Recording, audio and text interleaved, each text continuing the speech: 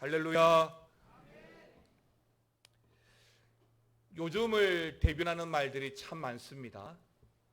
그 중에도 요즘의 시대를 가장 쉽게 이해할 수 있는 말 중에 하나가 정보화 시대가 아닐까 싶습니다. 그러니까 요즘 같은 시대는 얼마나 많은 정보를 또 얼마나 빠르게 습득하느냐 하는 것이 정말 중요한 시대가 되었습니다. 특별히 스마트폰이 보급이 되면서 이제 사람들은 스마트폰을 통해서 누구보다 발빠르게 많은 정보를 얻게 되었죠. 그러다 보니까 사람들은 점점 우리 손에서 스마트폰을 놓지 않으려고 합니다. 저도 그렇지만 사실 옛날에는 대부분 정보를 책이나 신문을 통해서 얻었습니다. 그리고 운동을 통해서 스트레스를 풀었고요. 만남을 통해서 사람과 사람의 관계를 맺어갔습니다. 하지만 이제는 이 모든 것들을 스마트폰 하나가 다 해결해 줍니다. 스마트폰 안에 들어가 있는 게임을 통해서 스트레스를 풉니다. 또 스마트폰의 여러 SNS를 통해서 인간관계를 맺게 됩니다. 물론 이게 다 나쁘다라고 말하는 것은 아닙니다. 잘만 사용할 수 있다면 이 스마트폰이 주는 유익이 굉장히 많습니다. 그러나 잘못 사용하게 되면 이것도 중독이라는 늪에서 빠져나오기가 어렵습니다. 자, 그렇다면 굳이 젊은 세대, 청소년만이 아니라 전 세대에 걸쳐서 이 스마트폰이 왜 그렇게 중요하고 또 모든 세대에 걸쳐서 이 스마트폰을 다 가지고 있을까요? 여러 가지가 있겠지만 저는 이 스마트폰 때문에 일단 손쉽게 눈으로 볼 수 있다는 장점이 있기 때문이라고 봅니다. 그렇습니다. 이제는 지나간 유물이 되었지만 길을 가다가 우리 급히 전화를 하려고 하면 가까운 가게에 찾아가서 동전을 바꾸고 공중전화 박스를 찾아가서 줄을 서서 기다리죠. 그리고 내 순서가 되어서 전화를 하다가도 자꾸만 뒤돌아보게 됩니다. 기다리는 사람들 눈치를 보아야만 했으니까요. 자, 그러다가 처음 우리나라에 드디어 핸드폰이라는 게 들어왔습니다. 벽돌처럼 크고 무거웠지만 이 휴대폰 시대가 시작되면서 더 이상은 말로만 하는, 귀로만 듣는 이 공중전화가 필요 없게 되었습니다. 왜요? 이 휴대폰은 내가 원하는 시간에 얼마든지 전화를 할 수 있게 해주니까요. 그리고 시간이 지나가면서 이제 그저 말하고 듣는 이 휴대폰에서 스마트폰이라고 하는 것이 나왔습니다. 휴대폰도 우리의 일상을 변화시켜주는 큰 변화였지만 스마트폰은 그에 비해서 정말 혁명이라고 할 만큼 급격한 변화를 우리에게 가져다 주었습니다. 이런 스마트폰, 그 폰의 가장 큰 장점 중에 하나가 뭐라고 했습니까? 눈으로 볼 수 있다는 겁니다. 저도 저의 형님이 일본에 계시는데 지구 반대편에 있는 가족이라도 이제는 이 스마트폰으로 얼굴을 보면서 통화를 할 수 있게 된 것이죠. 또 스마트폰으로 유튜브나 각종 영화나 뉴스도 이제는 볼 수가 있게 되었다는 것입니다. 이런 즐거움과 편리함 때문에 사람들은 이제는 남녀노소 할 것 없이 다 스마트폰을 사용하게 되는 것입니다. 그렇습니다. 귀로만 듣는 것이 전부였던 의사소통에서 이제는 눈으로 보는 것으로 확장되었다라고 하는 것입니다. 사람에게는요 5가지 감각이 있습니다. 듣는 거, 또 보는 거, 코, 입, 촉각. 그 중에서 가장 분명하게 사물을 인지할 수 있는 감각이 무엇일까요? 눈입니다. 사람들은 대부분 귀로만 듣다가 눈으로 보는 것을 훨씬 선호합니다. 보는 것은 1차적으로 우리의 모든 감각들을 압도하기 때문이죠. 눈앞에 신기한 일들이 펼쳐지고 내 눈앞에서 바라는 것들이, 소원하는 것들이 이루어지면 대부분 사람들은 그 현상을 그 자체로 믿기 때문입니다. 그래서 그런지 많은 사람들이 신앙생활도 보고 믿겠다라고 말합니다. 보아야만 믿을 수 있다고 말합니다. 아니, 보여달라고 이야기합니다. 하나님에 대해 말씀으로 끊임없이 듣게 되지만 말씀만 듣는 하나님은 왠지 밋밋해 보입니다.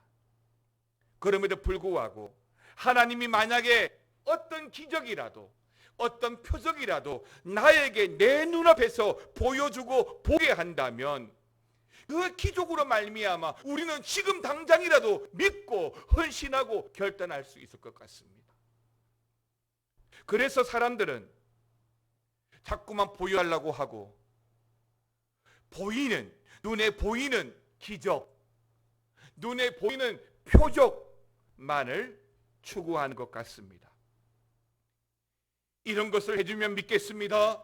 저런 것을 보여주면 믿겠습니다. 근데 여러분, 이런 신앙은 참 신앙이 아닙니다. 굳이 표현하자면 표적 신앙이죠. 예를 들면 그렇습니다. 하나님, 이번 한 번만 도와주십시오. 이번에 로또에 당첨이 되면 우리 교회 건축 제가 책임지겠습니다. 하나님, 이번 한 번만 합격하도록 도와주십시오. 그러면 하나님 잘 믿고 열심히 교회 봉사하겠습니다.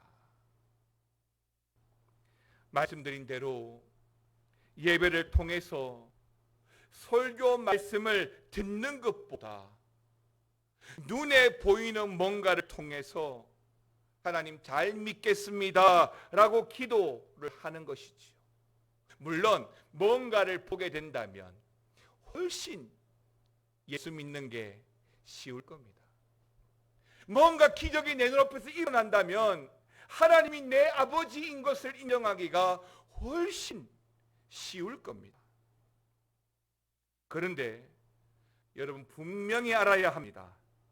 내 앞에 이런 기적이 일어난다면 영원토록 하나님을 잘 믿을 것 같지만 그렇게 한다고 해서 영원토록 하나님을 잘 믿는 게 아니라는 것입니다. 무슨 말이냐면 물론 이런 우리에게 일어나는 기적이나 또 보여지는 여러 증거와 표적을 통해서 하나님을 만나는 경우도 참 많습니다. 부모님이 기적적으로 기도를 통해서 치료를 받게 되면 그 일을 통해서 자녀들은 훨씬 잘 믿게 되겠지요. 망해가던 사업이 기적적으로 응답을 받아서 회생하게 되면 그 일을 통해서 하나님을 믿기가 훨씬 쉬울 겁니다. 그러나 기적이 일어나는 순간 대부분의 사람들은 그들의 신앙도 마비되고 이성도 마비되고 결국 하나님보다는 그 주어진 내 눈에 보였던 기적에만 집착하게 된다는 겁니다.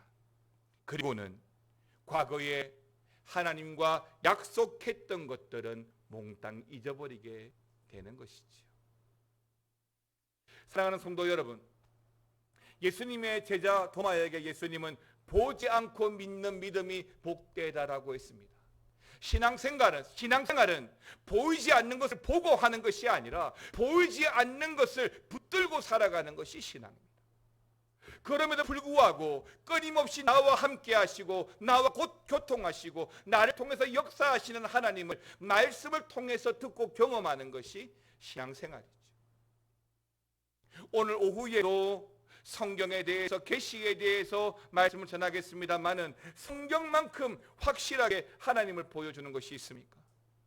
때문에 하나님의 말씀은 우리를 향한 하나님의 보증수표가 되는 것입니다. 이 말씀을 통해서 우리가 나누기를 원하는 첫 번째 말씀이 뭐냐면 표적을 구하는 잘못된 신앙입니다. 어느 유명한 목사님의 실화를 말씀드리겠습니다. 그 목사님은 지금은 은퇴하셨지만은 매우 지성적인 분으로 알려져 있는 분입니다. 그분의 설교나 목회 스타일은 정말로 지적이었습니다. 그런데요, 그분이 젊은 시절 신학교를 다닐 때에는 하나님께서 그 목사님에게 특별히 신유 은사를 많이 주셨는데요, 때문에 많은 사람들을 위해서 기도하면 그 중에서 몇 명이 치유가 되는 그런 기적이 일어나곤 했습니다. 그래서 계속해서 아픈 환자들이 이 목사님과 교회로 많이 찾아왔다는 것입니다. 신학생, 공부하랴 사역하랴 바빴지만은 하나님이 나에게 주신 은사이기 때문에 찾아오는 환자들을 돌려보내지 않고 일일이 기도해 주었던 것이죠. 하지만 시간이 흐르고 횟수가 거듭될수록 이 목사님의 마음에는 회의가 일어나기 시작했습니다. 그러니까 주님의 은총으로 말미암아 건강을 회복한 사람들이 일정 기간 그 회복에 대한 감격의 시간이 지나면 다시 그릇된 예전의 삶으로 회귀하는 것을 보았기 때문이라는 것입니다. 그러던 중에 한 충격적인 사건을 목격하게 되었는데요, 성도 중에 한 남자분이 암에 걸렸습니다. 한 가정의 가장이었던 그는 오랫동안 남모르게 단유부녀와 불륜 관계를 맺고 있었습니다. 암 판정을 받은 순간부터 그는 하나님께 매달렸죠. 병원에서 안 된다 할 때부터 하나님께 매달렸습니다. 하나님, 한 번만 살려주시면, 한 번만 기회를 주시면 다시는 바람 피우지 않고 가정과 사회 그리고 주님을 위한 진정한 그리스도인으로 살아가겠습니다. 많은 분들이 이분을 위해서 기도했고 그 목사님 역시도 그분을 위해서 기도의 시간을 아끼지 않았습니다. 마침내 하나님께서 기적적으로 그분의 암을 고쳐주시고 회복시켜 주셨습니다. 그를 담당했던 의사도 깜짝 놀라면서 이제는 정상이라는 판정을 내려주었죠. 그런데요, 이 의사로부터 이제 정상으로 판정받은 그가 얼마 지나지 않아서 제일 먼저 한 일이 뭔지 아십니까? 예전에 불륜 관계를 맺었던 그 유부녀를 다시 찾아간 것입니다. 분명 주님께서 한 번만 살려주시면 지나간 과오를 다 씻어버리고 일평생 주님 앞에 헌신하며 살겠다는 그의 고백이 쟁쟁한데, 이 사건은 이 목사님에게는 충격적인 일이었습니다. 그래서 이 목사님의 목회 패러다임이 이 사건으로 말미암아 바뀌어지게 된 것입니다. 이후로 일절 치유나 신유 사역을 하지 않게 된 것입니다. 사랑하는 성도 여러분, 스마트폰 이야기, 눈에 보이는 신유 은사에 대한 말씀을 제가 먼저 전한 이유는, 여러분 오늘 본문 요한복음 4장에도 이런 눈에 보이는 표적, 기적을 중심으로 하는 신앙에 대한 말씀이 주어지고 있기 때문입니다. 당부드리고 싶은 것은 우리가 말씀을 볼 때에 그 주된 관점을 드러난 기적과 표적에 맞추지 말자는 거예요. 그 표적과 기적을 역사하는 우리 주님을 보아야 하고, 더 나아가서 이를 통해서 이루어지는 주님의 뜻에 우리의 관심이 있어야 되고 우리의 목적이 있어야 된다는 것입니다. 믿음 없는 사람들은, 주님을 모르는 사람들은 상관이 없습니다. 주님을 모르기 때문에 기적에만, 표적에만, 눈에 보이는 것에만 관심을 가져도 괜찮습니다. 그러나 우리는 5가지 감각 외에도 영감이 있지 않습니까? 영적으로 살아가야 될 성도들은 늘 하나님의 뜻이라는 그 영적 감각에 우리의 포커스를 맞추고 살아가야 되기 때문입니다. 예수님 시대에도 많은 사람들이 표적을 구하였습니다. 사람들은 말씀 자체이신 예수, 진리 자체이신 예수님이 계심에도 불구하고 눈에 보이는 표적만을 구하는 것입니다. 마치 사무엘 시대에 하나님이 계심에도 불구하고 사람의 왕을 구했던 것처럼 말이죠. 오늘 요한복음 4장에서 예수님은 사마리아 지방에 계시다가 다시 가나로 이동을 하셨습니다. 요한복음 4장 46절 말씀 같이 보겠습니다. 예수께서 다시 갈릴리 가나에 이르시니 전에 물로 포도주를 만드신 곳이라 왕의 신하가 있어 그의 아들이 가버나움에서 병들었더니. 아멘입니다. 제가 요한복음 1장에서부터 오늘 4장까지 말씀을 이어가고 있습니다. 요한복음 2장에서는 예수님께서 처음 기적을 베푸셨죠. 물이 포도주가 되는 기적을 베푸셨습니다. 어디였습니까? 가나였습니다. 다시 3장에서는 예수님이 예루살렘으로 오셨습니다. 그곳에서 니고데모를 만나 주셨죠. 그리고 사마리아로 올라가셨습니다. 그 사마리아 수가상에서 운물가의 한 여인을 만나시고 오늘 본문 이 4장에서는 다시 가나로 내려가셨습니다. 금방 읽은 이 46절 말씀에는 등장하는 한 사람, 왕의 신하라고 말하고 있는데요. 좀 더 구체적으로 말하면 당시에 갈릴리를 통치했던 분봉왕 헤롯 안티파스의 고위 관리였습니다. 그가 가버나움에서부터 예수님을 찾아온 것입니다. 거리가 약 34km쯤, 여기서 분당까지 비교적 먼 거리죠.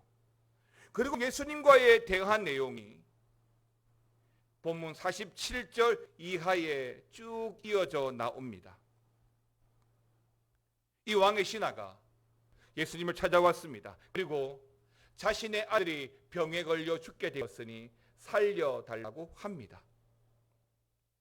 48절에서 예수님께서 표적과 기사를 보지 못하면 도무지 믿지 않는다라고 말씀하시고, 그럼에도 불구하고 이 왕의 신하는 재차 살려달라고 요청합니다. 49절에 왕의 신하가 주여 내 아이가 죽기 전에 살려달라 합니다. 50절에 예수님께서 가라 내 아들이 살아있다라고 말씀하셨죠. 이 왕의 신하는 가라 내 아들이 살아있다는 그 말씀을 믿고 가던 중에 고향 가버나움으로부터 올라오는 종으로부터 자신의 아들이 살아났다는 소식을 듣게 되었습니다. 여러분, 요한복음 4장 53절 말씀 같이 읽겠습니다. 시작.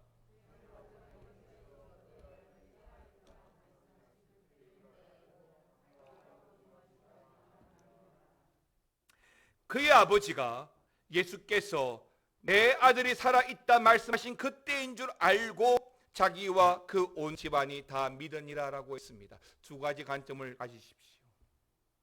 가버나움 집에 있던 사람들은 죽었던 아들이 살아난 기적을 경험했습니다. 하지만 이 아버지는 아직 아들이 살아났다는 것을 보지 못했지만 돌아가는 길에 예수님께서 내 아들이 살아났다는 그 말씀을 듣고 그 말씀 붙들고 돌아가는 중에 아들이 살아났다는 것을 듣게 되었습니다. 보지 않았지만 종으로부터 들은 그 말대로 예수님 말씀하신 그때에 내 아들이 살아났다는 그 말씀으로 말미암아 이 아버지는 믿게 되어진 것이지요. 사랑하는 성도 여러분, 하나님의 말씀은 우리에게 주어진 보증수표입니다. 세상 그 어떤 값어치라도 결코 지불할 수 없는 유일한 하나님의 보증수표, 말씀인 것이죠. 천년이 2번 지나간다 하더라도 결코 변질되거나 사라지지 않는 그 말씀으로 말미암아 구원이 선포되어지고 천국 백성으로서의 소망을 가지고 살아가게 되어진 것이죠. 때문에 하나님의 말씀은 살아있고 그 말씀이 우리 인생의 보증수표가 될 수밖에 없는 것입니다.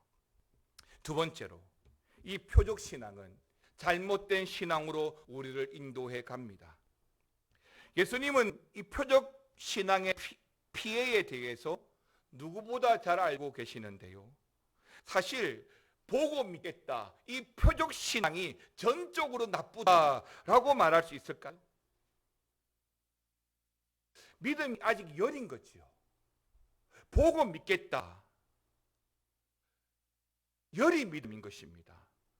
그러나 내 눈앞에서 뭔가 벌어지고 실제로 일어나면 믿지 않겠습니까? 맞습니다. 믿을 겁니다. 그러나 문제점이 있습니다. 앞에서 말씀드렸지만 표적, 기적을 보게 되면, 또 보여주시면 대부분의 사람들이 거기에 눈이 멀어버려요. 그래서 그 표적 너머에 역사하시는 하나님을 보지 못하더라는 거예요. 그냥 그 표적에 꽂혀가지고 표적만 본다는 거예요. 사랑하는 성도 여러분, 표적은요, 표적에 불과한 겁니다. 결코 표적은 목적이 아닙니다.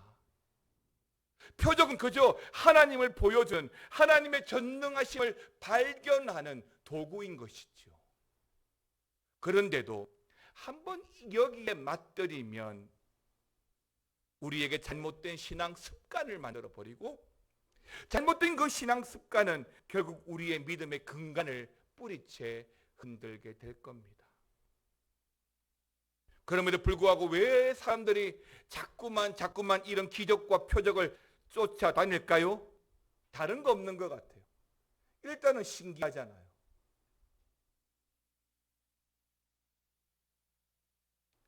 맞습니다. 신기합니다. 그리고 병이 낫는다든지 사업이 잘 된다든지 대학에 진학한다든지 전혀 불가능한 상황 속에서 그 일이 이루어지면 누구라도 하나님 믿겠습니다 라고 하게 되니까요. 결국 표적주의 신앙이라고 하는 것은 엄밀히 말하면요, 죄송하지만 하나님을 믿는 것이 아니라 내 필요를 채워주는 것이라는 겁니다. 참된 믿음이라고 하는 것은 내 뜻이 하나님의 뜻에 맞춰가는 거죠. 약한 나를 강하게 하시는 하나님을 경험하게 될 때에 우리는 하나님을 따라 살아가는데, 약한 나를 강하게 하는 그 표적을 바라보게 되어지면 하나님이 아니라 그 표적으로 말미암아 우리의 신앙 습관이 잘못 만들어지게 되는 것입니다. 그럼에도 불구하고 사람들은 이 죄된 못된 습성을 버리지 못하고 자꾸만 하나님 보고 나에게 맞추라고 하는 거죠. 내 목적을 이루기 위해서 기적을 일으켜 달라는 것이지요. 나의 변화는 상관없이 주님을 변화시켜서 우리의 목적만을 이루려고 하는 것입니다.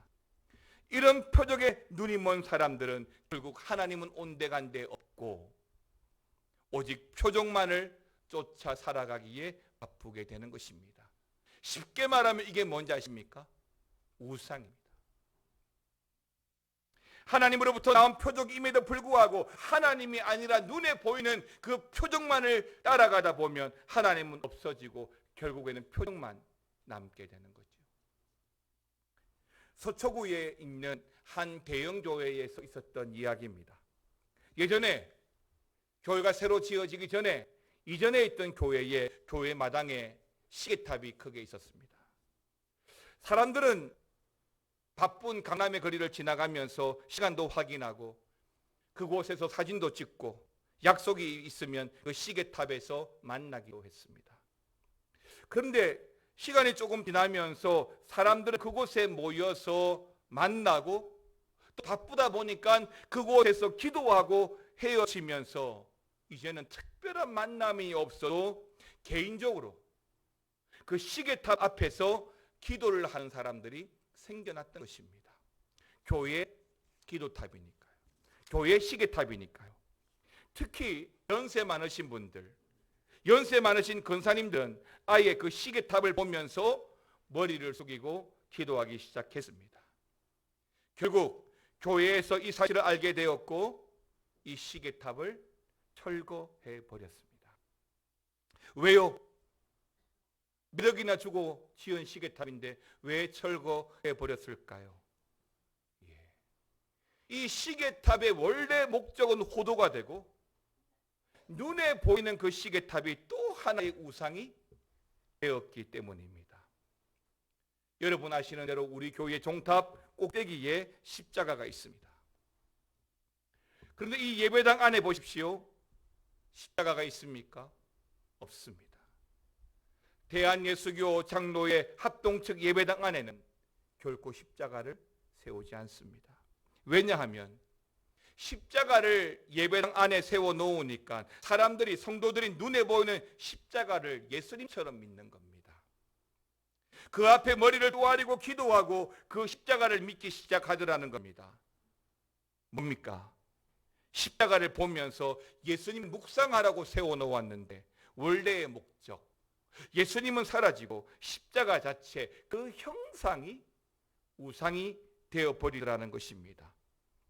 이처럼 사람들은 눈에 보이는 것을 쉽게 믿으려 한다는 것이고 눈에 보이는 것을 뭔가를 붙들고 나아가려고 한다는 것입니다.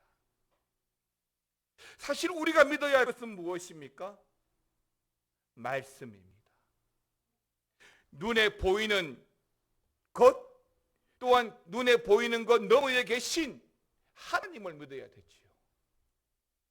눈에 보이는 기적을 일으키신 우리 하나님을 믿어야 참 믿음인 것입니다. 그래서 10계명의 두 번째 계명, 너를 위하여 새긴 우상도 만들지 말고 어떤 형상도 만들지 말고 그것들에게 절하지 말며 그것들을 섬기지 말라라고 명령하셨습니다. 사랑하는 성도 여러분, 성도는 오직 말씀으로 말미암아 우리 믿음을 지키고 그 말씀이 하나님 주신 보증수표인 줄 알고 붙들고 살아가게 될 때에 말씀을 통해서 경험하는 기적과 감동과 은혜의 삶을 살게 되는 것입니다. 자꾸만 눈에 보이는 뭔가를 따라가지 마십시오. 눈에 보려고 하지 마십시오.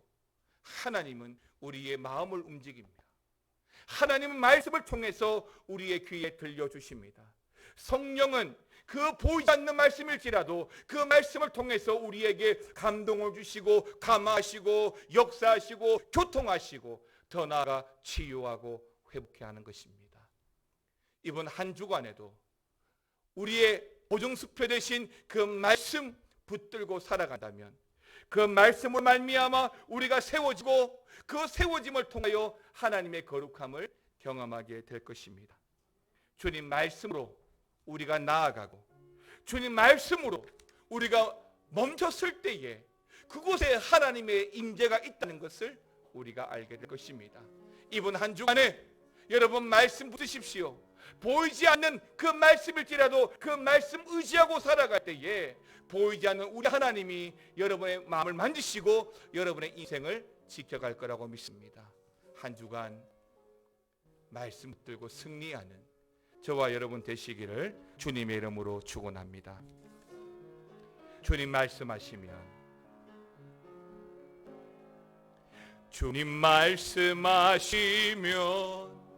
내가 나아가리다.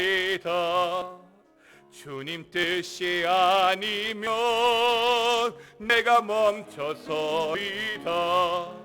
나의 가고 서는 것 주님 뜻에 있으니 오 주님 나를 이끌소. 주님 말씀하시면